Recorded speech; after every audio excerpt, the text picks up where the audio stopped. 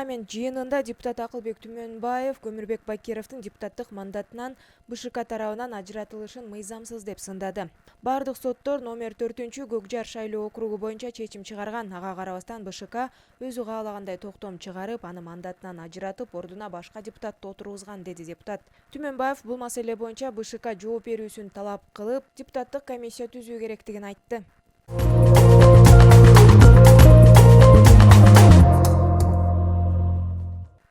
Бишкекте тыюу салынган заттарды өрттөө фактыларын аныктоо боюнча рейдтер уланууда.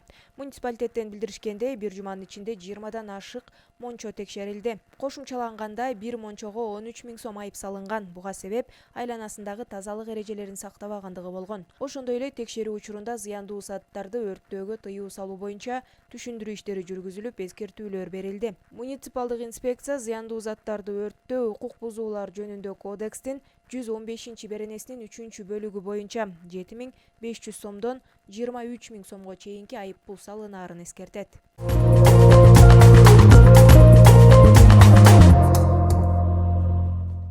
Финансылык жөнгө салуучу органдан билдиришкендей, Улуттук банктын лицензиясы жок. Нак чет өлкө валютасы менен алмашуу операцияларын жүргүзгөндүгү үчүн Улуттук банктын Талас облустук башкармалыгы тарабынан Кыргыз Республикасынын жарандарына 17 500 сом өлчөмүндө айыппул салынды. Ошондой эле Улуттук банктын Жалал Абад облустук башкармалыгы тарабынан мыйзамсыз акча алмаштырган Кыргызстандын дагы бир жаранына 17 500 сом өлчөмүндөгү айыппул салынган.